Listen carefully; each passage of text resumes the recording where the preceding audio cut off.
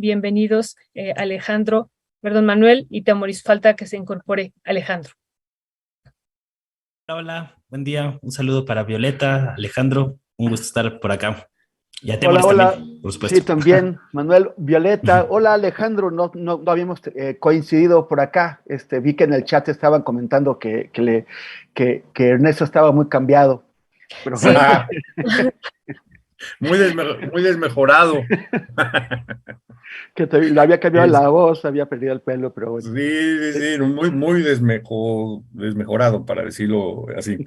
Buenos días, Manuel Temoris, muchas gracias por estar por acá. Decía Violeta, tengo 7 años colaborando con Rompeviento TV en la columna Margen Sur. Todos los lunes publico allí, salvo alguna ocasión por allí que por cuestiones de salud no pude. Y bueno, pues de vez en cuando que el jefe Ledesma me da vacaciones, pero de ahí fuera, pues ahí estamos, publicando algunas ideas, algunas hipótesis, algunas críticas, etcétera, etcétera. Pues vamos a iniciar. Yo espero que mi tocayo Alejandro Almazán se incorpore dentro de unos momentos, conforme vamos avanzando en la conversación.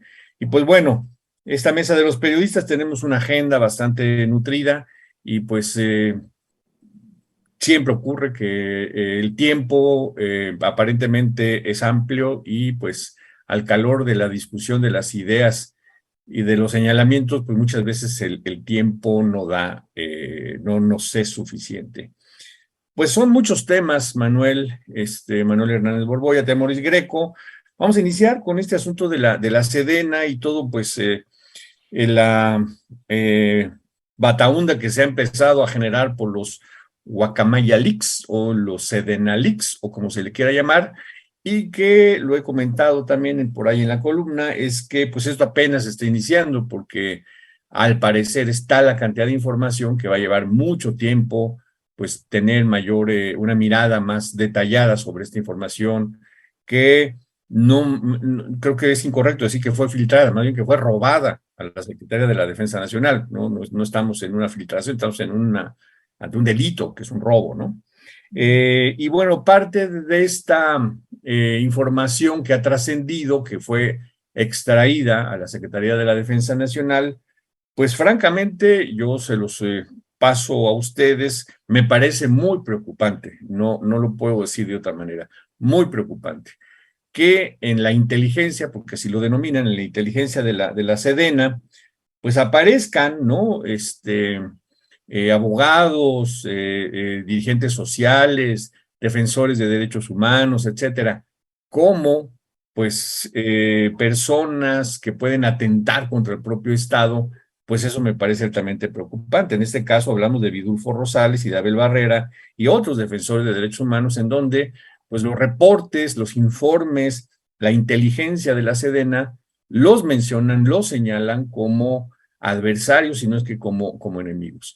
¿Quién quiere iniciar? No sé, Manuel, ¿cuál es tu apreciación al respecto? ¿Cuál es tu punto de vista sobre estas observaciones, señalamientos o francamente acusaciones de la Sedena sobre estas personas, Vidulfo Rosal y Abel Barrera, que bien sabemos tienen una trayectoria como defensores de derechos humanos en zonas indígenas, además muy violentadas por el ejército y por el crimen organizado?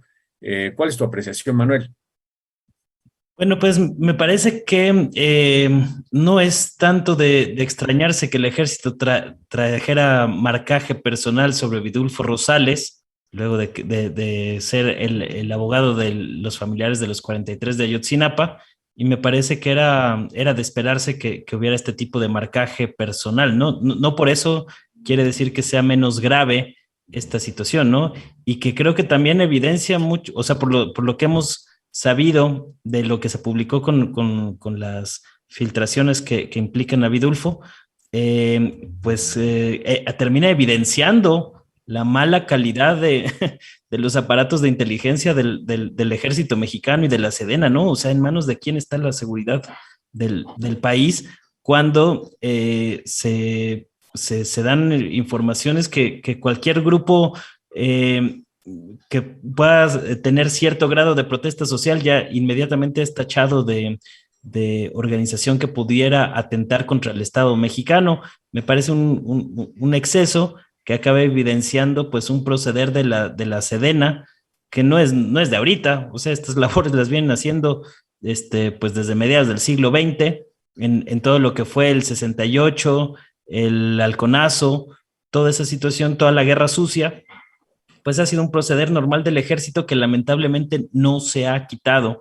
Entonces es natural que aparezcan este tipo de referencias, pero es grave, sobre todo en un momento en el que se discute el papel del ejército en torno a la seguridad pública, ¿no?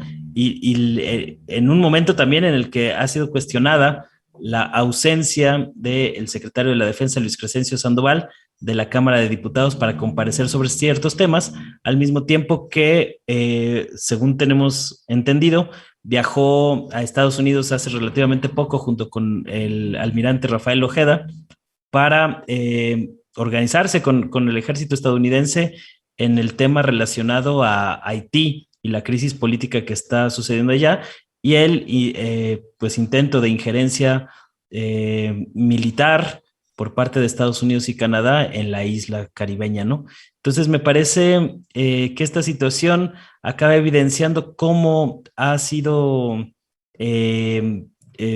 evidenciado el papel que ha jugado el ejército mexicano desde hace muchos años, y me parece grave que incluso, por ejemplo, calificaran ahí de organizaciones criminales a algunas como el SECOP, el Consejo de Ejidos y Comunidades Opositores de la Parota, que realmente pues es una organización a la que yo por lo menos le he seguido la pista desde hace algunos años, hace más o menos una década estuve haciendo entrevistas con gente de las comunidades opositores a la Parota, que realmente es una organización campesina que está en contra de que se instale una presa cerca de la ciudad de Acapulco, y que en estos documentos pues aparecen también como organizaciones que realizan acciones fuera de la ley, como la extorsión y el secuestro, según estas filtraciones, ¿no? Entonces, hay que tener cuidado con lo que se publica en estos asuntos. Yo he mencionado que para mí esto de Guacamaya tiene pinta de ser una operación de inteligencia de los servicios de Estados Unidos, porque al final de cuentas todos los blancos han sido casualmente afines a los intereses de Estados Unidos en América Latina, desde su primera filtración contra una minera rusa asentada en Guatemala, una minera y una petrolera china asentada en Colombia, entre otras filtraciones.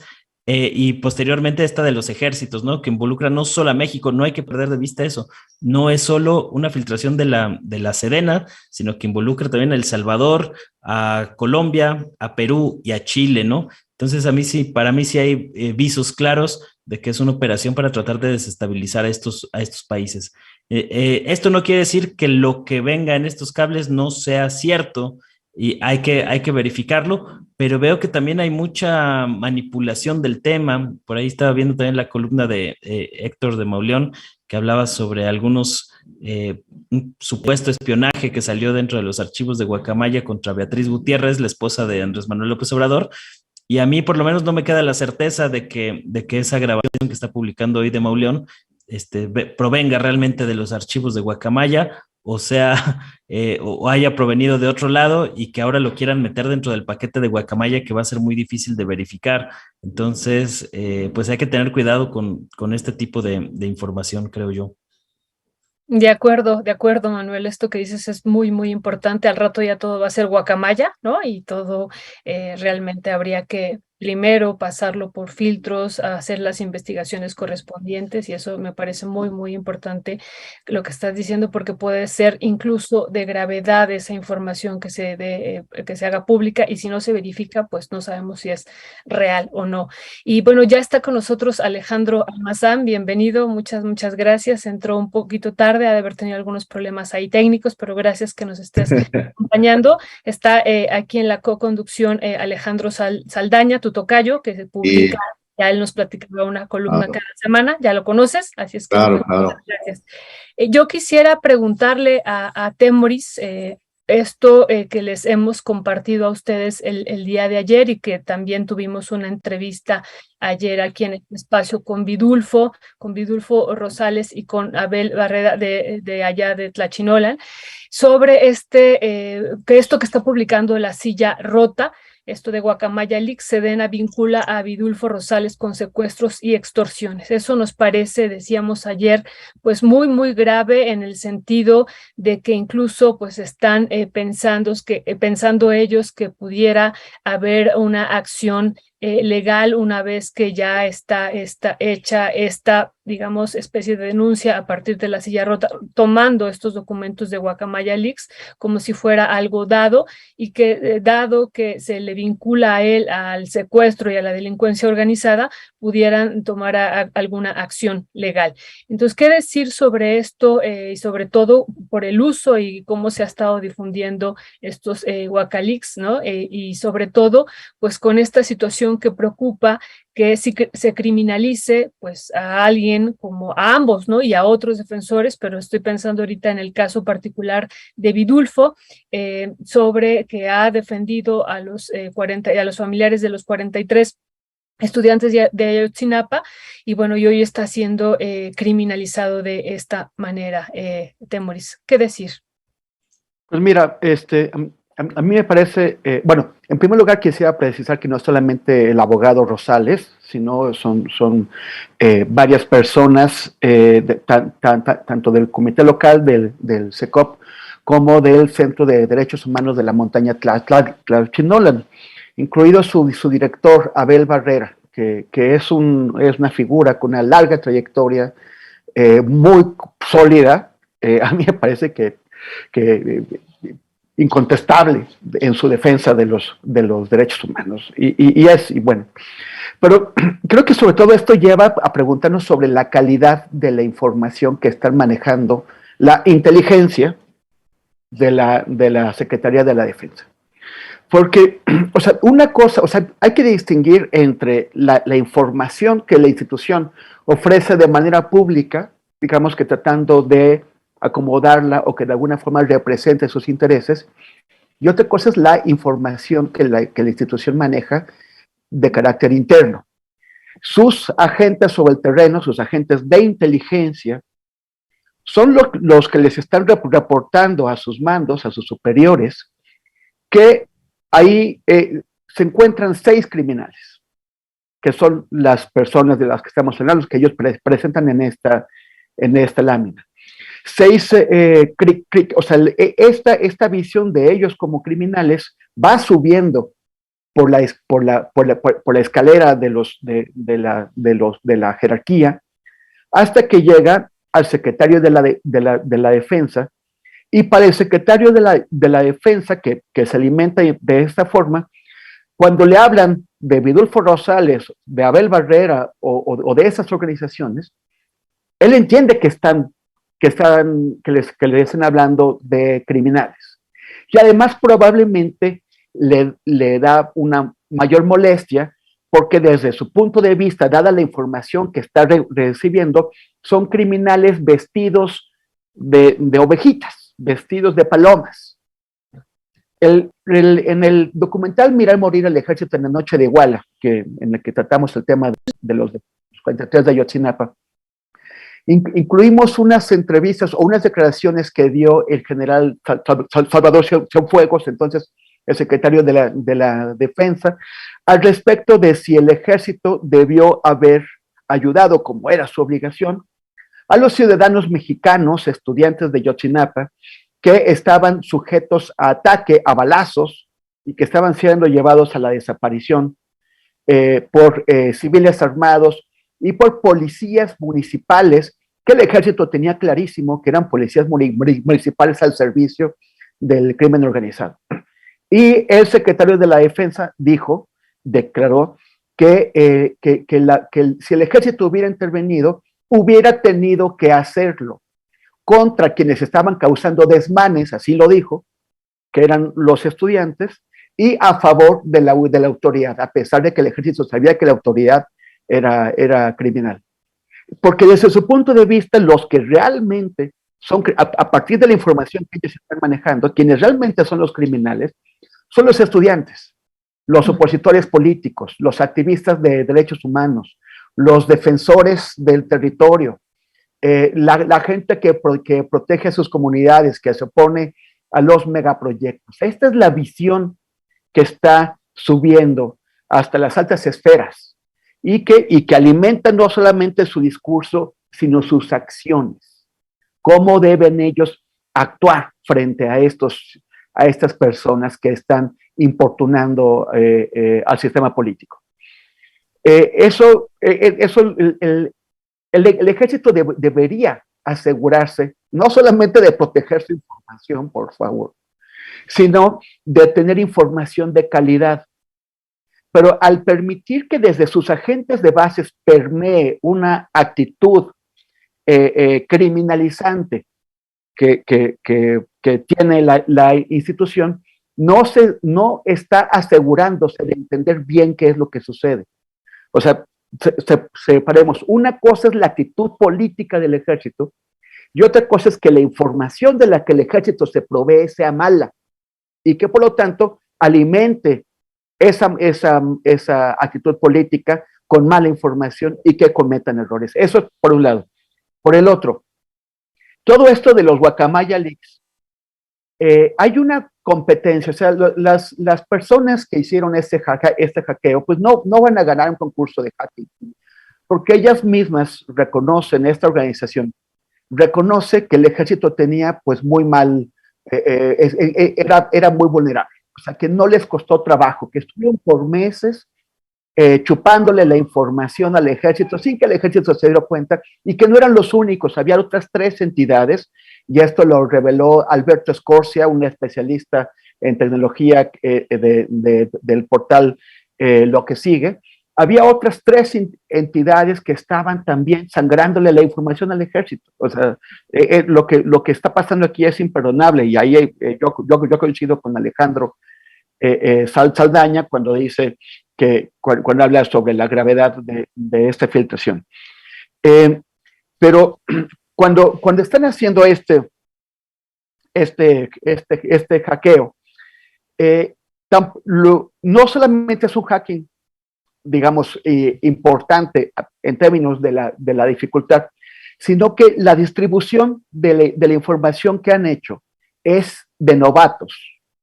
Sí, yo no me entraría a especular si esto es una operación de la CIA o una cosa así, porque me parece que no tenemos elementos más que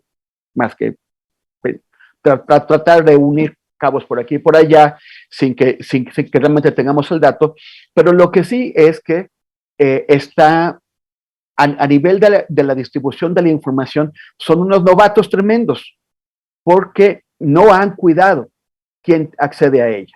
Cualquiera que escriba a un correo diciendo que es periodista le dan acceso, pero no solamente eso, sino que, o sea, alguien que tuviera mayor cuidado en esto, haría como quien filtró los Panama Papers, los Paradise Papers y todos esos, buscando a medios serios y responsables que sean capaces de coaligarse con otros medios serios y responsables para buscar en esa información y publicar solamente aquello que sea del interés de la sociedad, salvaguardando la información más delicada, los datos personales, aquellos que puedan beneficiar a grupos criminales. Aquí no, aquí cualquier supuesto periodista ha tenido acceso a ello. Y lo que hemos tenido es una competencia generalizada, una carrera de ver quién encuentra primero qué. O sea, por eso tenemos esta ola de datos. No se está haciendo periodismo. O sea, por ahí hay algún caso, algún medio de comunicación que sí está intentando ser más serio, pero no es la generalidad. Y un ejemplo es esto que hizo el portal La Silla Rota. Encontraron un documento, les pareció que podía jalarles algunos clics y lo publican sin una verificación, sin un contraste, que era lo que decías tú, Violeta. O sea, no hay o sea, esto debió haberles dado pie para iniciar una investigación, para buscar más documentos, para entender cómo se obtiene esa información, qué otros datos hay en los Guacamaya Leaks sobre estas personas y esas organizaciones, para que entendamos mejor cómo están procediendo, o para darle contexto a esta información y explicarnos por qué es absurdo que la inteligencia militar demuestre su falta de inteligencia al calificar a estas personas aquí. Solamente lo sacaron, y es lo que han hecho otros. Eso no es periodismo, es solamente que te cae algo del cielo, es ir a buscar al árbol que te pusieron enfrente cualquier frutita, en lugar de tratar de hacer conexiones. Entonces creo que hay una falta de responsabilidad en general, no de todos, pero en general de las y los periodistas que han estado trabajando sobre esto. No es una carrera, esta información sería una oportunidad de hacer periodismo si estuviera en manos de gente seria y responsable, pero el problema es que no lo está. Muchas gracias, Temoris.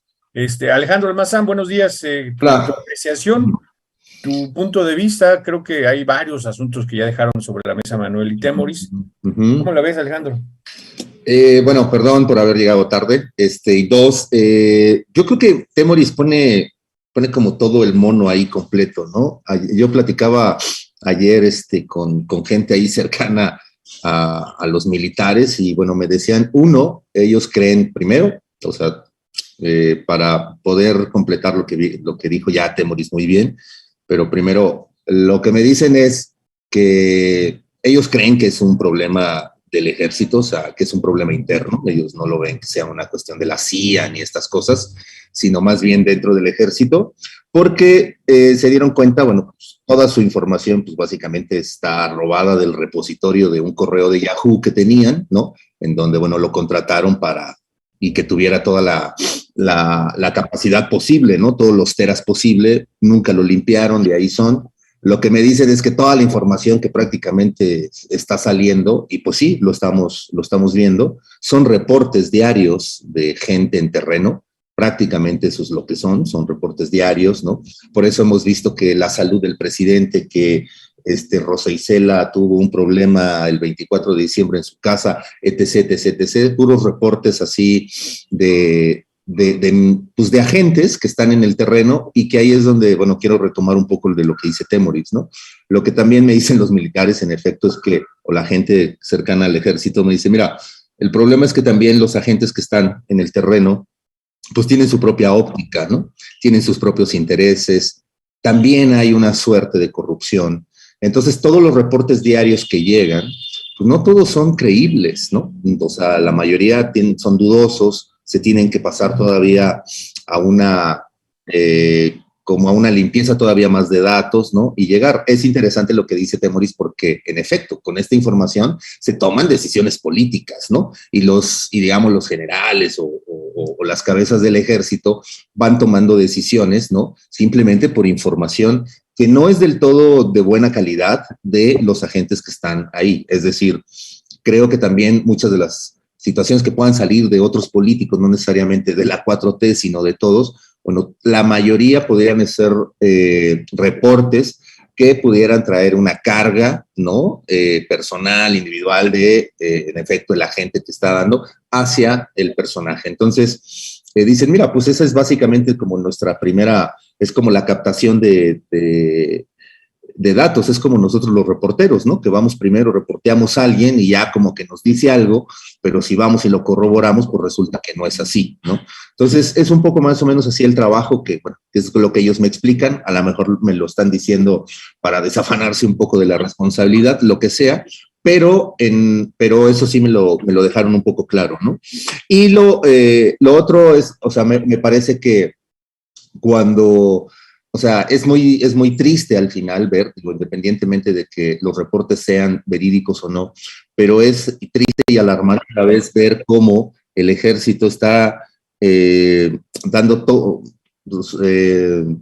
destinando recursos humanos para vigilar a todos estos, digamos, activistas, ¿no? Uno de los primeros reportes que salieron, pues fue que vigilaron al EZLN allá en Europa, ¿no? etc., su viaje Es decir, creo que el ejército al final no ha cambiado su metodología, no ha cambiado su actitud, sigue viendo que los activistas son criminales en potencia, ¿no? O sea, para el ejército esos son los activistas, ¿no?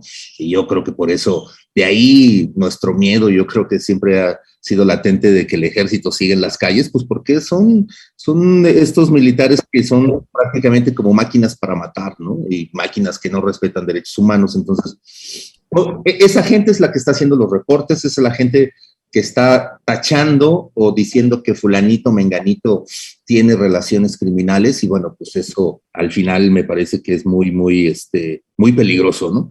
Entonces, yo me quedaría con eso, de que desde el inicio de la información para el ejército es complicada, y cuando ya llega y se trabaja, bueno, pues a lo mejor ya incluso llega hasta como una suerte de teléfono descompuesto, ¿no?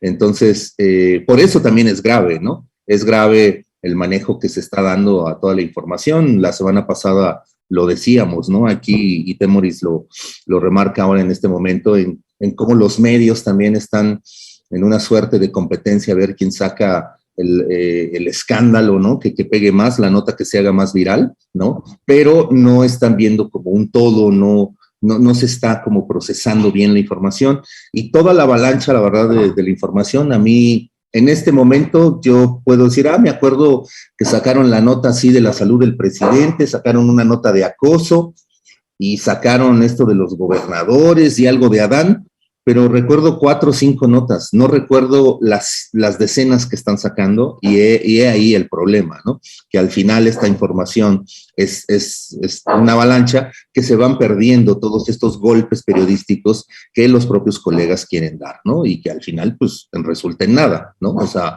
yo creo que una parte de la estrategia que a lo mejor está haciendo el gobierno, pues es que salgan y que solito, de alguna u otra manera, la información se contraste y se venga abajo, ¿no? Y estos guacamaya, ¿no? Terminen en lo que quizá el gobierno quiere, como que solamente se vea como algo así, como un cohete cebado, ¿no?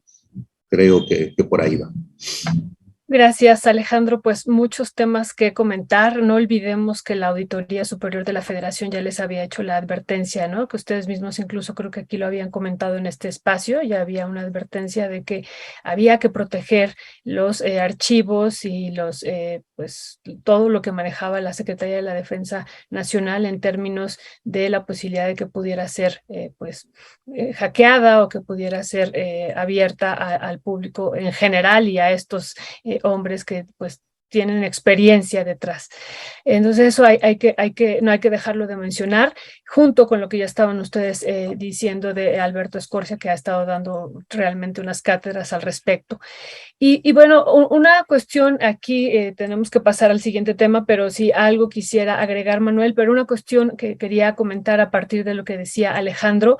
Me parece que además de los informes diarios que él muy bien señala, hay otros informes, ¿no? Que hay ya más profundos, ya en términos no solamente de inteligencia, sino de vigilancia a estos activistas. Por ejemplo, esto que habíamos compartido ya en otro momentum, en torno al seguimiento que se hace puntual a la UNAM, ¿no? Eso también ha sido a mí me impactó mucho ver estos documentos.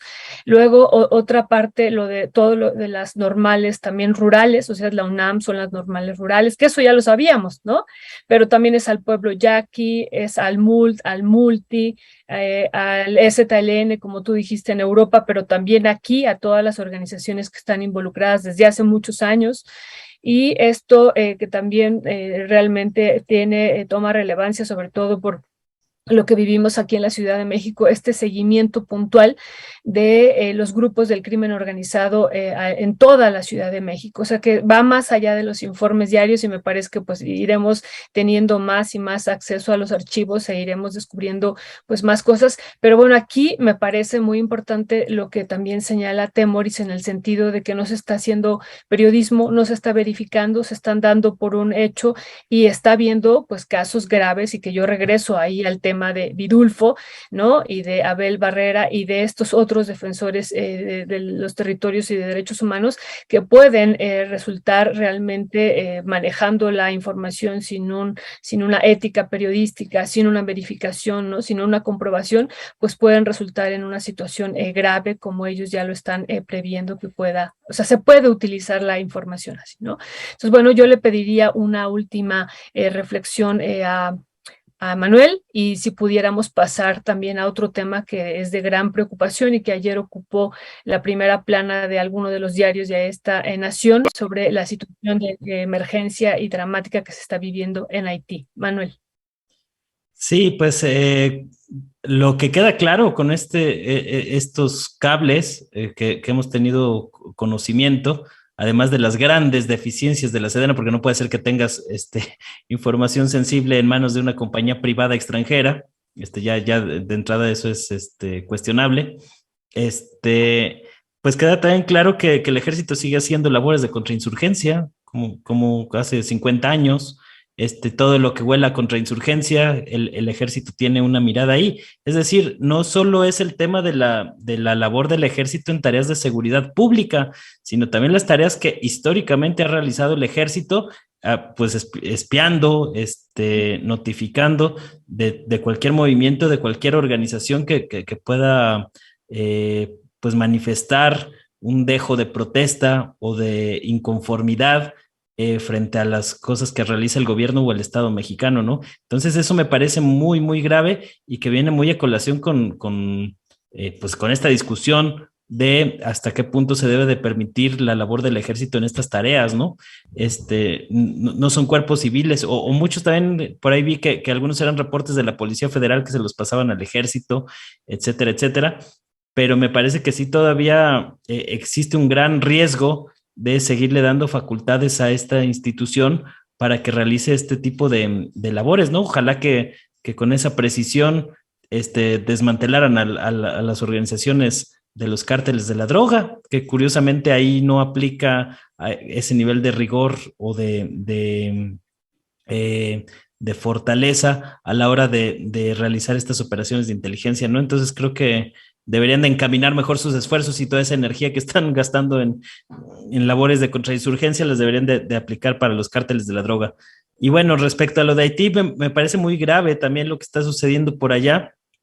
Estábamos viendo manifestaciones grandes, importantes en los últimos días de gente que se está pronunciando en contra de la injerencia extranjera en Haití. Es cierto que el país lleva sumido en un caos pues 2 siglos, por lo menos, y que, digamos, se acrecentaron muchas de las carencias y de las situaciones que vive lamentablemente ese país, que recordemos fue el primero en obtener su independencia en todo el continente americano y que parece que a partir de ahí ha pagado como una especie de estigma por parte de las potencias colonialistas que siempre han metido mano en Haití para distintos tipos de saqueo, así hay que decirlo, de petróleo, de diamantes, y parece que en esta ocasión tiene en parte algo que ver el petróleo y también una gran mina de oro en la frontera con con República Dominicana, perdón. Entonces,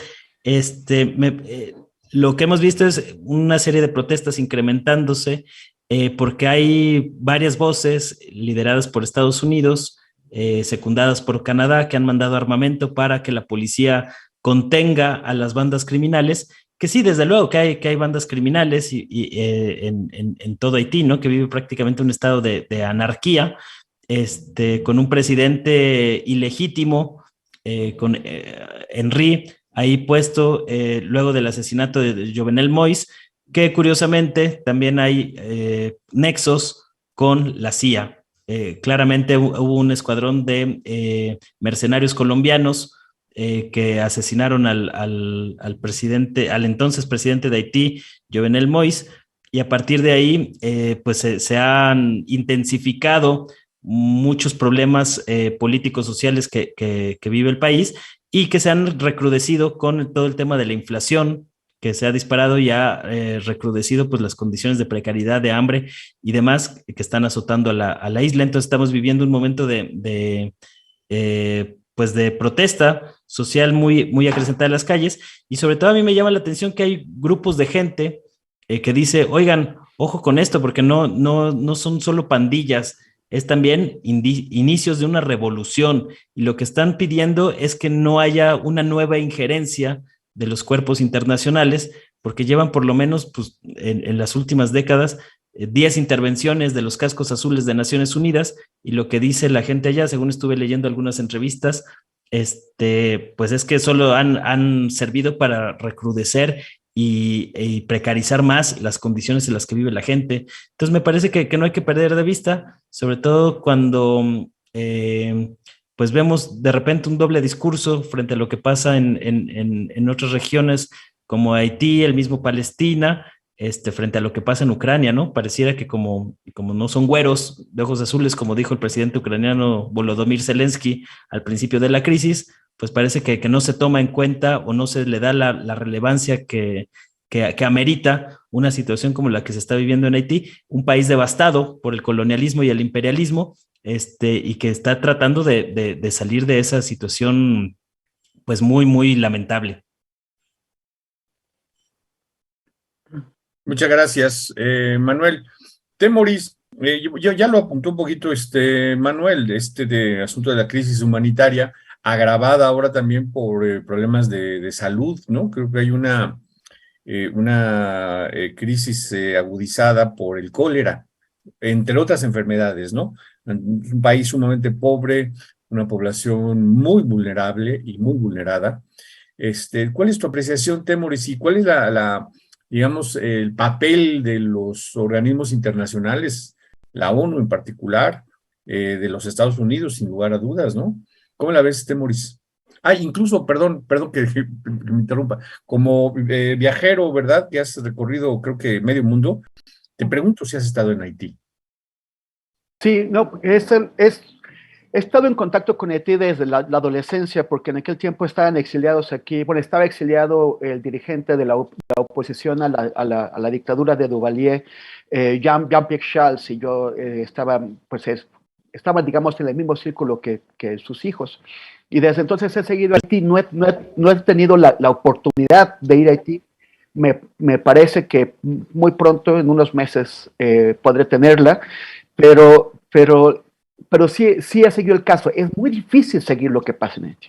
Es muy difícil seguirlo porque hay muy poca información, realmente muy poca información. Es uno de esos rincones del planeta que tienden a ser muy, muy ignorados, que solamente de pronto salen o sea, a la luz cuando hay una crisis, un terremoto, un huracán, un golpe de estado, algo terrible, pero siempre es muy puntual y vuelve a la oscuridad sin que haya trascendido información de calidad. Otra vez hablamos de eso, como para entender bien qué es lo que pasa.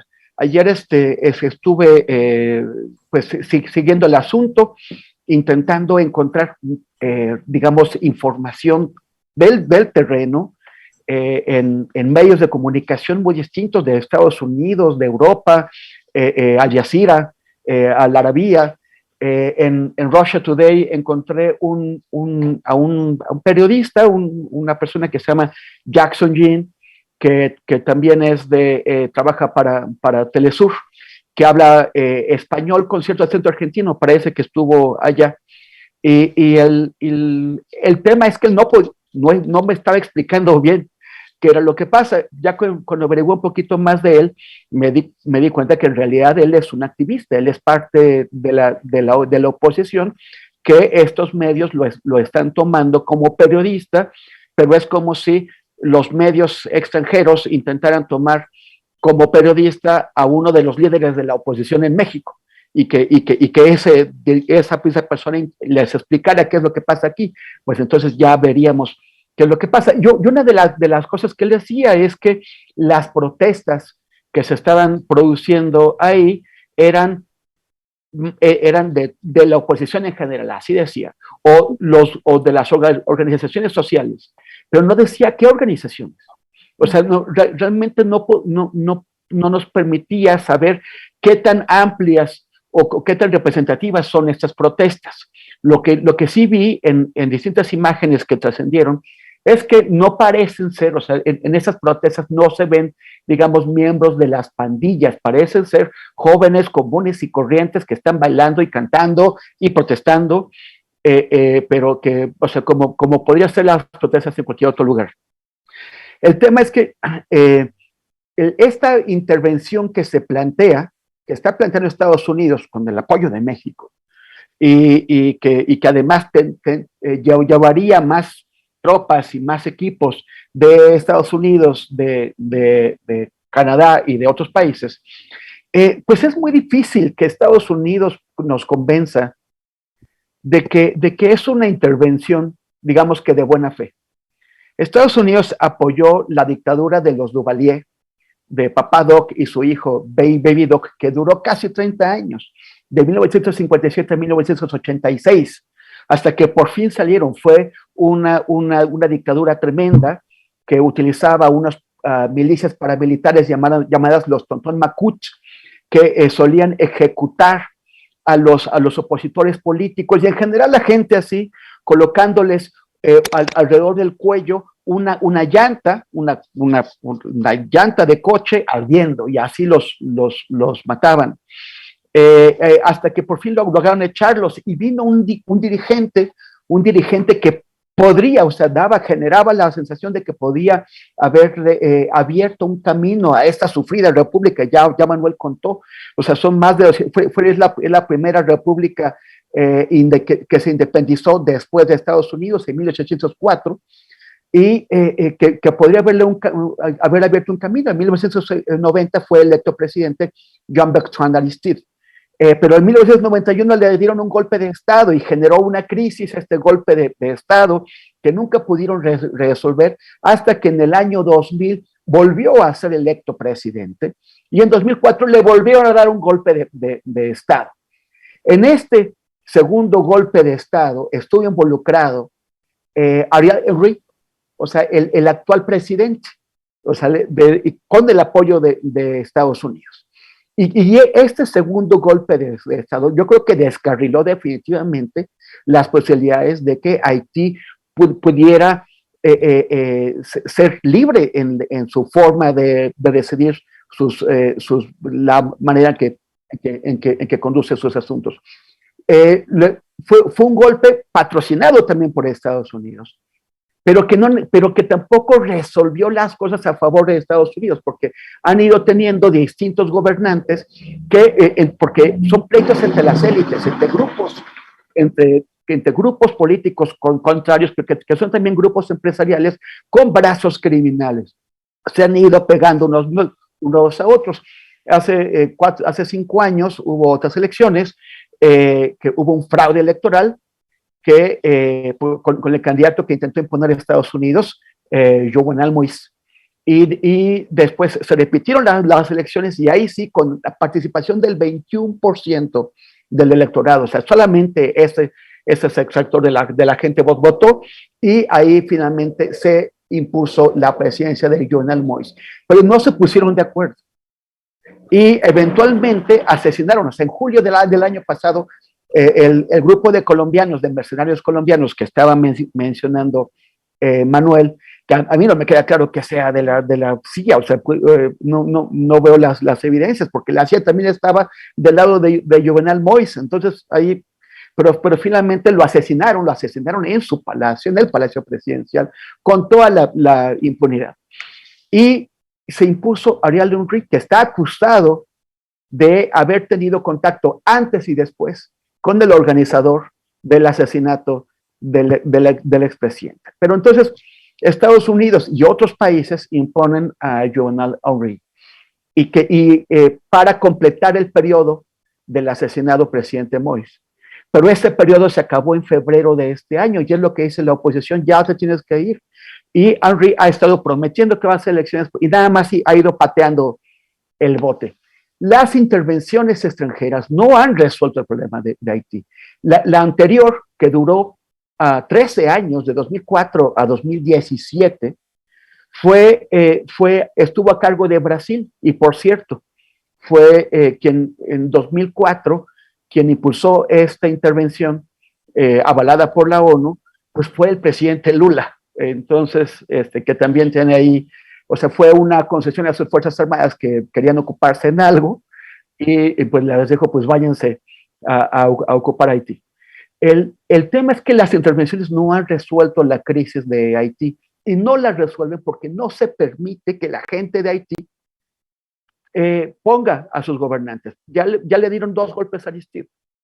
Entonces, ¿cómo se va a resolver ahora? ¿Por qué esta intervención podría ser distinta? Lo que parece, y es lo que la oposición haitiana está acusando, es que el estado de caos en el que están ahora, que es un estado de caos en el que las pandillas han tomado el control del puerto principal de Haití, y por lo tanto están impidiendo el acceso de combustible y de agua, y esta falta de agua está provocando una crisis de cólera tremenda, y hay toda esa serie de asesinatos. Hay gente de la oposición que está acusando al mismo presidente Henry de favorecer esta actividad criminal de las pandillas y esta crisis, con el fin de provocar la intervención extranjera, con la esperanza de que la intervención extranjera le permita prolongar ese mandato que ya expiró. Estamos en octubre, su mandato expiró en febrero. Pero en el caos, crear el caos facilitaría, y esto ya lo han probado otros dirigentes en otros países, facilitaría que él diga el caos o yo. Y es lo que está pasando. Ahora, el problema es cuál es la salida, porque la crisis existe. Además de la crisis política y criminal, pobre Haití, o sea, han tenido terremotos uno tras otro, sobre todo el de 2010, que fue devastador, provocó cientos de miles de muertos en un país de 12 millones de habitantes. Y luego han tenido otros terremotos, pero además los huracanes, y como pinta van a tener más huracanes y más intensos debido al cambio climático. Entonces, ayer hubo un panel que pude ver, que ustedes lo pueden encontrar en el YouTube de People's Forums NYC, que es New York City, donde estuvo, por cierto, también este chico, el colaborador de Russia Today y de Telesur, Jackson Jean. Y estuvo un historiador y un activista, y yo una académica y activista. Y cuando les preguntaron, bueno, ¿cuál es la solución para Haití? No tuvieron. O sea, lo que Jackson Jean dijo, que lo que la gente quiere, pues es irse a las armas porque no hay de otra. Y la académica dijo que lo que hay que hacer es permitir que la gente se reúna, que discuta, y que eventualmente alguna solución va a emerger. Yo creo que ese es el verdadero problema, que nadie tiene una solución para Haití. En primer lugar, porque Estados Unidos no lo ha permitido, pero también porque hay tal estado de devastación, pues sí, de caos, que es muy difícil ver. O sea, ¿no? ¿Quién tiene una propuesta? Pues no la vemos por ahora en el horizonte. Gracias, Temoris, pero bueno, ahorita Alejandro nos va a dar la solución, ¿no? Ya está, porque a él sigue y nos va a dar la solución, ¿no? Sí, seguro. Has expuesto un panorama muy, muy completo, tú y Manuel, histórico, ¿no? Pero también la gran complejidad que se está viviendo actualmente, no solamente desde hace 200 años, como decía Manuel, sino actualmente. Y lo que tú dices, ahora el problema también se agrava con lo del agua, con lo del cólera, con lo de la situación de la inflación. Está habiendo hambre, ¿no? Está viendo, digo, ya había hambre, está viendo una situación muy, muy intensa de hambre que ya se vivía, pero se ha agudizado, y esto ahora de las pandillas que se recrudece. Entonces me parece que pues el escenario no se pinta alentador, y esto que tú decías, la gran protesta que hubo el día de ayer frente a Enrique, o sea, lo que quieren es que se vaya, ¿no? Una situación, hay un clamor así intenso, tan lo menos en esta protesta que pudimos observar el día de ayer. Y otra situación es este rechazo permanente y que también se expresó en esta protesta de la injerencia de las tropas extranjeras, ¿no? Que me parece eso que es como uno de los temas también más delicados, y sobre todo esta sensación permanente de subordinación e insisto, de injerencia de parte de Estados Unidos, ¿no? Y ahora el papel de la ONU, que me parece a mí pues que hay que cuestionar en torno a cómo solucionar este conflicto, y sobre eso quería preguntarle a Alejandro. ¿Qué opina, sobre todo en el papel en particular de la ONU, que se muestra como la salvadora?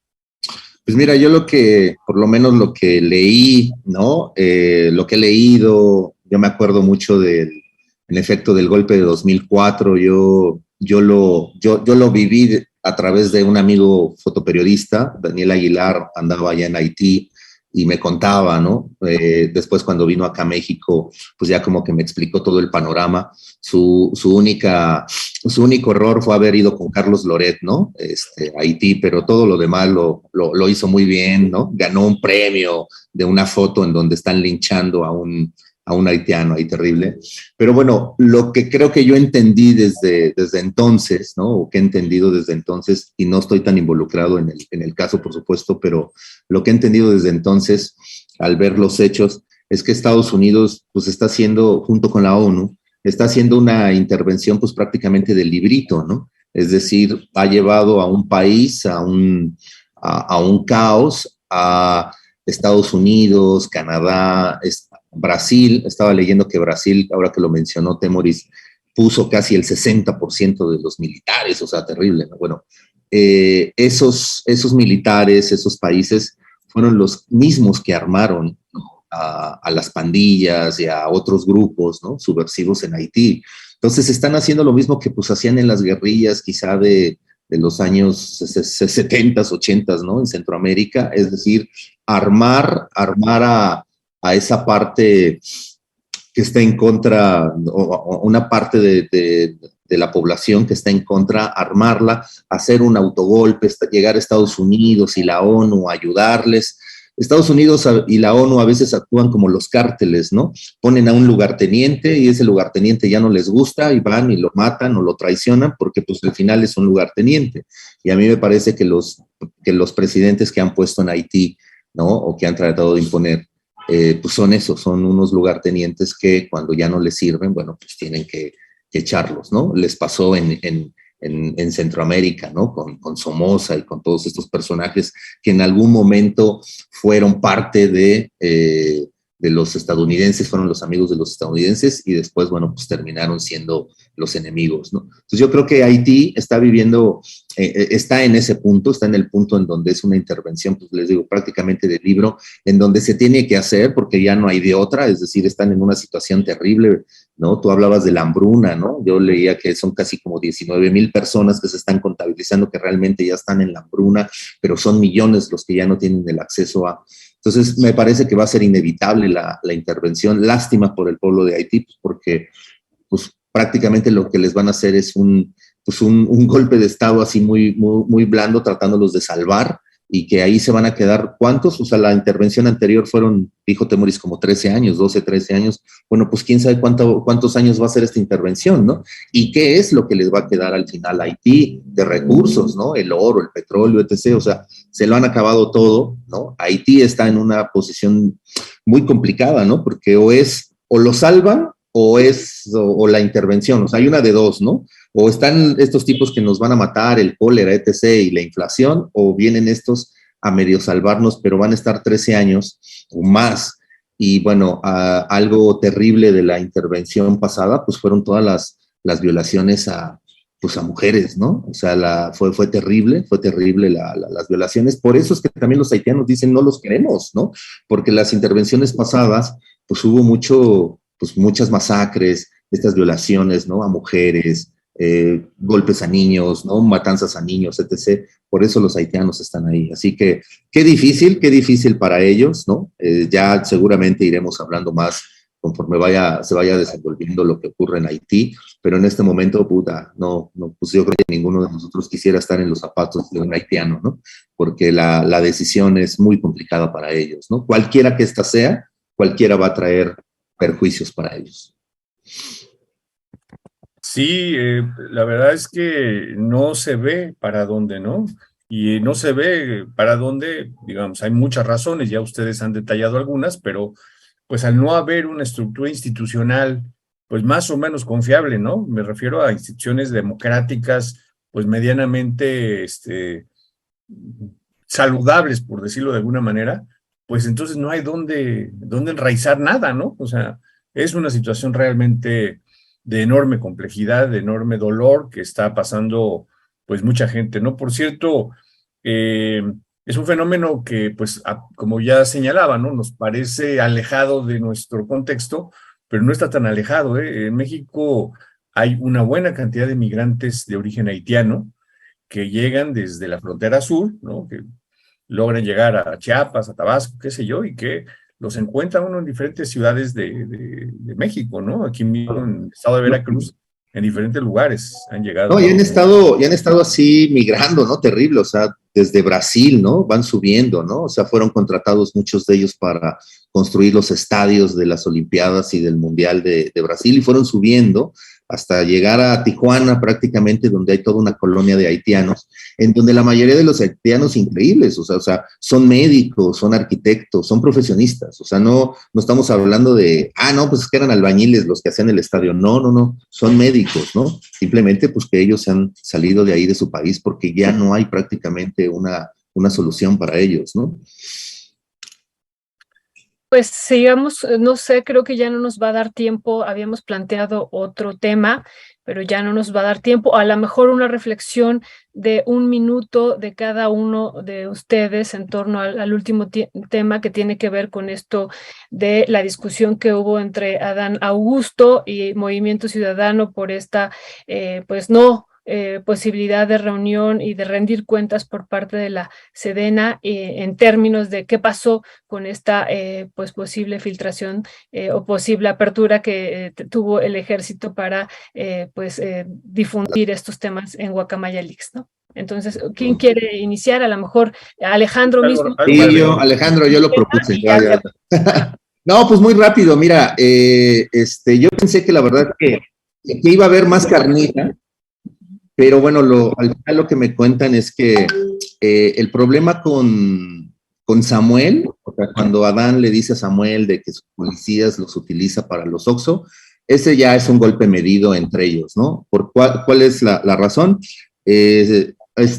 Samuel y Adán son muy compas, ya tienen ahí un pacto, ¿no? Son amigos, esto es pura mentira, ¿no? De hecho, Samuel está tratando de que sus asesores, pues le hagan la campaña a Adán, ¿no?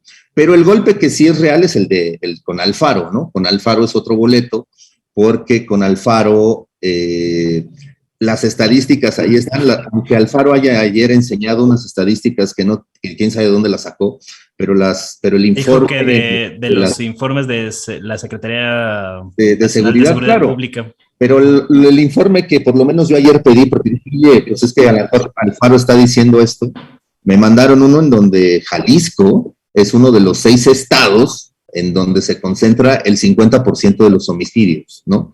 Entonces, ahí están, o sea, son las cifras, digo, me hubiese gustado pasárselas para que lo viera el público, pero Jalisco está en el 5º lugar de 6 entidades, Estado de México, Baja California, Guanajuato, que es el número 1, ¿no?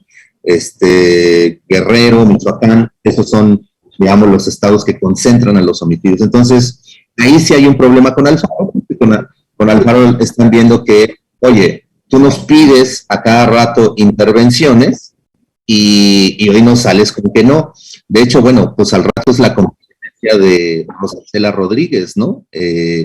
Y lo que me dicen es que pues ya prácticamente está pues todo planchado. Los de Movimiento Ciudadano no van a salir a preguntar cosas así, oiga, o sea, no van a cuestionar a la secretaria por una simple razón, porque la gente de Movimiento Ciudadano, como todos los senadores, como todos los políticos, prácticamente todos los políticos, todos, le han pedido a Rosa Isela con oficios, oiga, intervención de la Guardia Nacional, ayuda para los militares, etc. Entonces, si hoy alguien les dice, O sea, bueno, pues lo que me dicen, que si hoy en la comparecencia alguien de Movimiento Ciudadano les dice, oigan, pero es que ustedes, bla, bla, bla, va a enseñar los oficios que ha pedido Alfaro, ¿no? 1000 veces de cómo necesita la ayuda, ¿no? Y creo que lo mismo le van a hacer a Lili Telles, ¿no? Lili Telles también es una de las que ha pedido muchísimo la ayuda, tiene guardias, ¿no? Exige que tenga guardias, etc., y sin embargo está en contra de la seguridad. O sea, quieren demostrar un poco como sus contradicciones.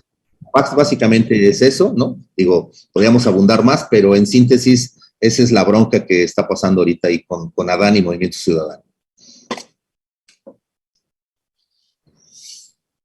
Perdón, ya nos quedamos todos callados. Entonces, si quieren un minutito, Manuel y Temoris, porque tenemos ya al siguiente invitado. Gracias.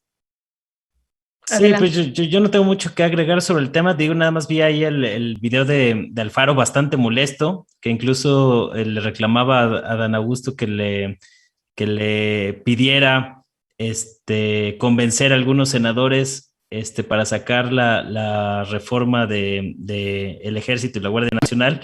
Y pues ya son como hay golpes medio bajos, ¿no? Que se estaban dando y que para mí pues tiene que ver también con cómo está operando políticamente Adán Augusto, no solo para sacar los temas de seguridad que le está pidiendo el presidente, sino que yo veo también claramente que está tratando de hacer su caminito y tratar de abrir ese camino en la lucha rumbo al 2024, ¿no? Este tipo de golpes y demás, pues tratan también de posicionarlo ahí como el tercero en discordia, que en algún momento creo que lo estuvo y creo que cada vez la tiene más difícil y más lejana.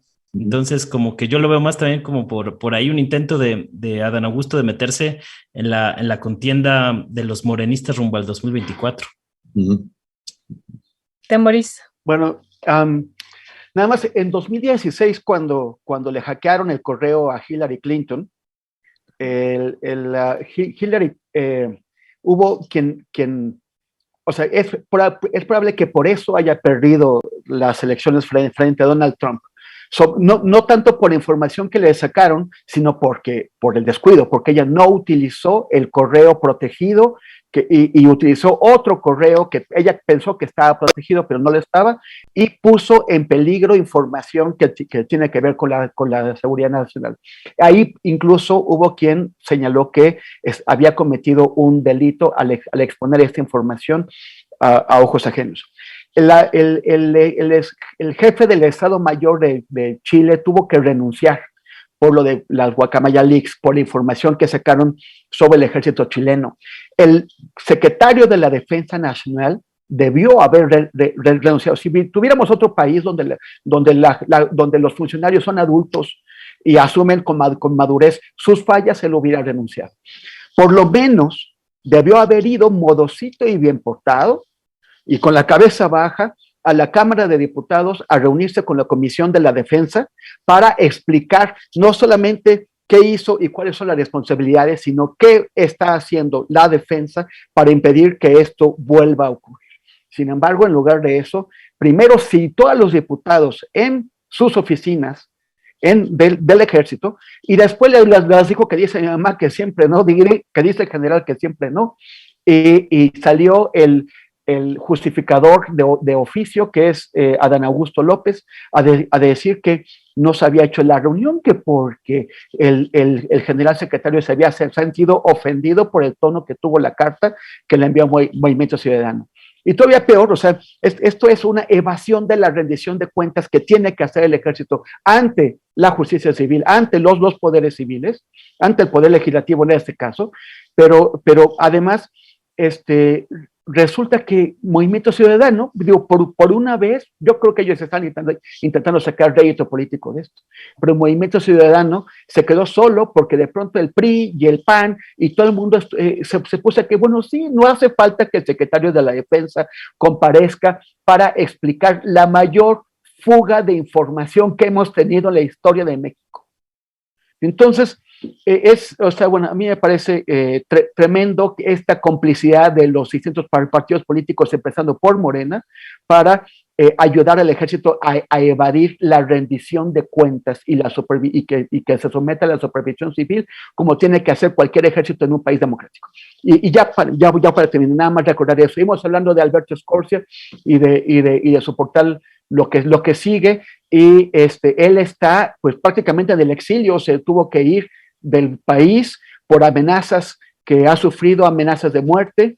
Está dependiendo de apoyos, y YouTube desmonetizó, probablemente por algún tipo de ofensiva de la gente que lo está hostigando, desmonetizó su canal de YouTube Lo que sigue.